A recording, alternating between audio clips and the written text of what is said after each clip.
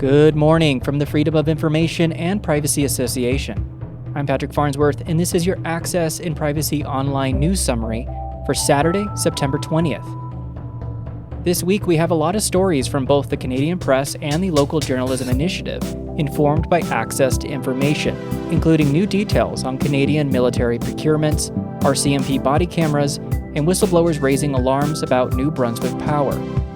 On the privacy front, in a move that seems almost unbelievable, Alberta plans to consolidate identification and add citizenship markers to driver's licenses. And internationally, echoes from British Columbia reach across the Atlantic as opponents of the 2030 Winter Olympics in the French Alps launch legal action over citizens' right to information. Let's dive in.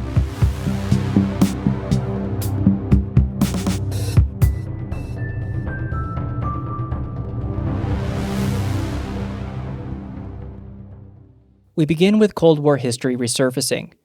Newly released files show the RCMP feared British double agent Kim Philby had access to Canada's most sensitive counter-espionage operations, including information from Soviet defector Igor Gozenko. While officials later downplayed the damage, the records, heavily redacted even 6 decades later, underscore how much Canada's intelligence system was still developing after the Second World War. Hundreds of files of security records on the Philby case were released in response to an access to information request from the Canadian Press. Although some of the documents are more than 6 decades old, many pages were heavily censored prior to release. The Canadian Press has filed a complaint with the Federal Information Commissioner in a bid to see more of the file.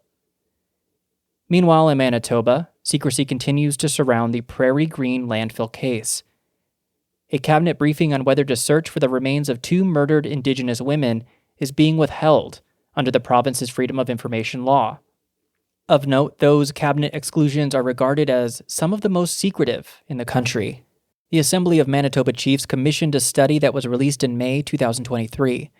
It said a search would carry risks due to toxic chemicals and asbestos and come with no guarantee of success. The study also said the search would be feasible, and foregoing one would harm the victims' families and have long-lasting repercussions for Indigenous communities across Canada. Families continue to push for transparency, as a later NDP-led search found remains at a fraction of the cost initially cited. The debate highlights just how much provincial secrecy rules shape public understanding. From immigration policy, records show Ottawa had considered extending its freeze on most private refugee sponsorships until 2028 to clear a massive backlog. Immigration, Refugees, and Citizenship Canada has not yet said whether the freeze on applications will be lifted or extended at the end of this year.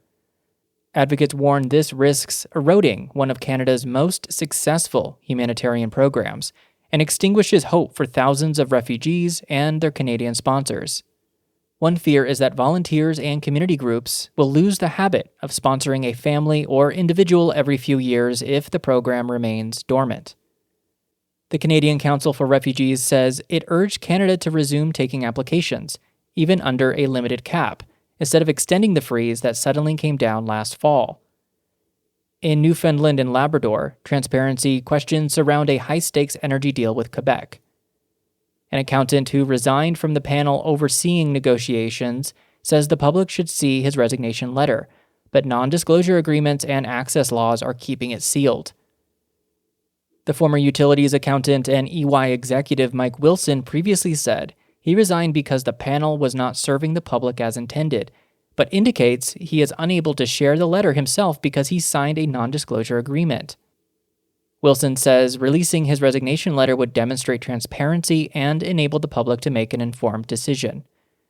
Critics argue the public is being sidelined in what could be a 50-year, multi-billion-dollar agreement. Finally, to Canada's military procurement. South Korean shipbuilder Hanwha is aggressively pitching its submarine bid. The company says if Ottawa signs next year, it can deliver 4 new submarines by 2035, complete with Canadian-based facilities and decades of economic spin-offs. Although the firm is keeping its cards to its chest on the specifics, the company promises more details in the coming weeks and insists the investments would be significant. South Korea is eager to grow its domestic defense industry and has pushed hard to expand exports. The country has been on a war footing for decades and is seeking to move itself away from over-reliance on the United States for defense material. Counterbidding rival in German firm TKMS stresses their interoperability with allies. Documents obtained through access laws show both bidders know speed is critical, with Canada's existing fleet nearly obsolete. Turning to stories through the local journalism initiative. From Sebastian Johnston-Lindsay, LGI reporter at the Peterborough Examiner, Peterborough Police are launching a 6-month-long pilot project with body-worn cameras. The pilot program comes in the wake of a 2022 survey of the Peterborough community and internal members of the police service in partnership with Trent University. The survey revealed an overwhelming majority want police to wear body cams for a variety of reasons like transparency and accountability. The community strongly supports the move, but Chief Stu Betts warns the real cost lies in redacting footage for court and access to information requests, where each video could cost $75 or more to process. Further west, Sonal Gupta, LJ reporter at Canada's National Observer, reports that the Sinanemukwa First Nation is taking the lead in monitoring ship noise that threatens endangered southern resident orcas. Using hydrophones and autonomous vessels, they're documenting how ferry and freighter traffic disrupts whale communication and survival. Federal records obtained under access law show Indigenous-led monitoring was oversubscribed for funding, with $6.3 million in requests against $2.48 million available funding for 2024 to 2026, underscoring the urgent but under-resourced nature of this work. The internal document also shows that the initiative was developed not only to measure the intensity, frequency, and duration of underwater noise, but also to fill persistent gaps in transparency and accountability tied to government approvals for projects like TMX. In Alberta, Brett McKay, LGI reporter at the Investigative Journalism Foundation, brings us a story where government claims of success in diverting 911 calls are being challenged. Documents reveal that most diverted calls bounced back to EMS, either for urgent care or because patients needed transport. In other cases, ambulances were assigned because nobody was available to take the call at HealthLink within 3 minutes. While officials tout 50,000 avoided ambulance trips as a win, critics argue it delays care and masks deeper staffing shortages, and documents reveal fewer than 19,000 calls received assistance from HealthLink and did not require an ambulance. And in New Brunswick, John Chillibeck, LGI reporter at the Daily Gleaner, as well as the Canadian Press, write a report on NB Power facing heavy criticism. At public consultations with former Provincial Privacy Commissioner Anne Bertrand on the panel, frustrations are being heard about rate hikes, debt, smart meters, and accountability. One complaint from residents is a rate hike from smart meters installed by the company. Utilities experts on the panel were apparently unable to give a satisfactory answer to some questions. One advocate quite literally blew a whistle on the utility during testimony calling for a change from NB Power. The review panel has until March to recommend reforms, but public confidence is clearly strained. The panel also plans on holding a virtual meeting for the public and in-person sessions for northern New Brunswick. The dates have yet to be announced. And now to privacy. In Alberta, Premier Danielle Smith's government plans to add more personal information to driver's licenses, including citizenship markers and health numbers. Officials say it's about streamlining services and stopping election fraud, but critics warn it risks discrimination and creates a dangerous single point of failure if those IDs are ever lost or the information breached. There are a lot of questions about what problem, if any, this move is solving. The change comes as Smith's hand-picked Alberta Next panel continues its tour of the province seeking support for measures meant to reduce and replace federal policies and programs. One proposal making the rounds is for Alberta to create its own provincial immigration system and withhold social services from newcomers who aren't approved. Meanwhile, in Ottawa, Conservative MP James Bazan has tabled a bill to extend sanctions to the relatives of human rights abusers. The proposal, supported across party lines, would close loopholes often used by authoritarian regimes to hide assets and pressure diaspora communities in Canada. Bill C-219 would also bar immediate relatives of human rights abusers from travel, study, and financial holdings in Canada. The Raoul Wallenberger Center for Human Rights says the bill could address concerns about countries like Iran, Russia, and China conducting foreign political interference operations targeting diaspora populations in Canada. And in Atikokan, Ontario, Mike Stimson, LGI reporter at the Thunder Bay Source, reports that the Native Friendship Center has terminated its executive director after a whistleblower investigation into financial misconduct. An online petition and a walk of solidarity in May called for a new board and a new executive director following public disclosure of a whistleblower package. This was prepared by a bookkeeper containing evidence of alleged ethical misconduct and financial misappropriation. Police are still probing the allegations, while the community pushes to rebuild services through a center seen as a vital hub.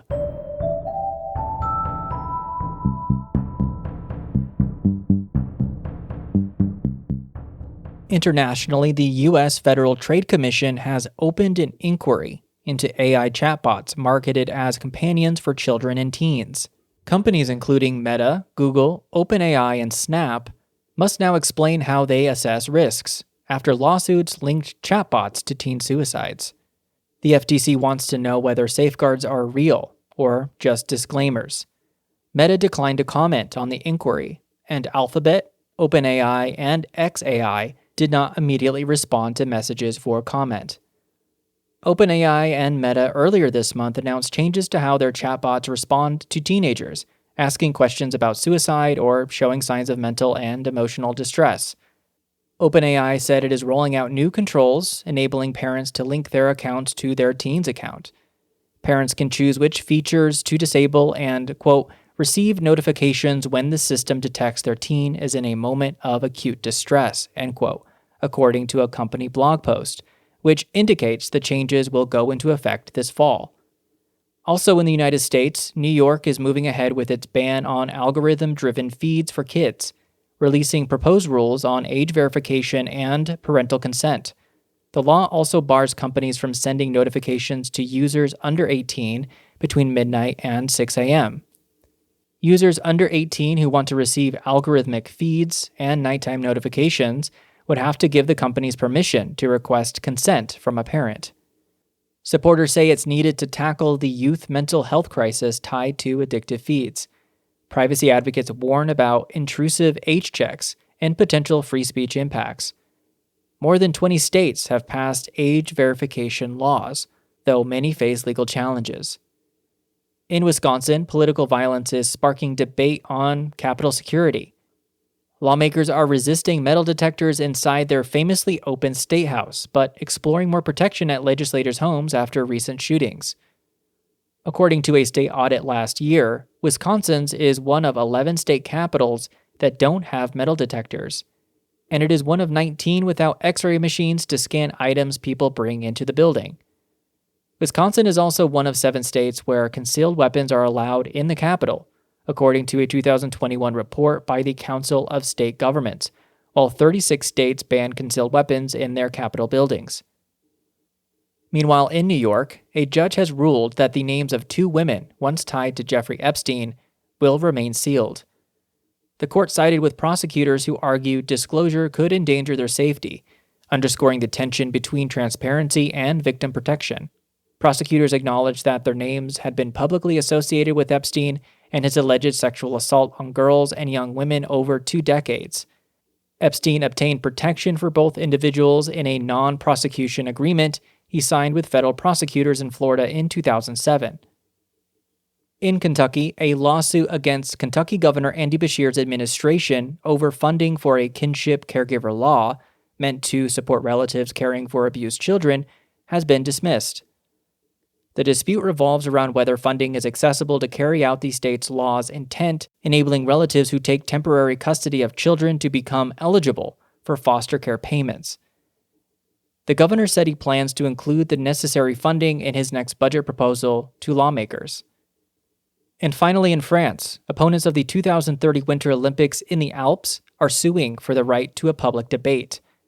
They call the Games a democratic denial and environmental aberration, warning of billions in costs and fragile mountain ecosystems at risk.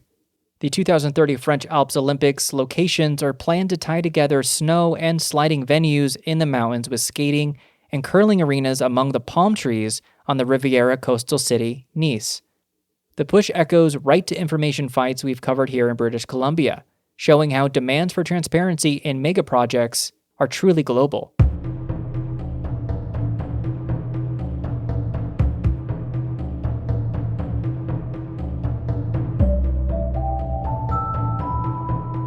As always, we hope today's stories help you stay informed about the latest issues surrounding privacy, information management, and public transparency.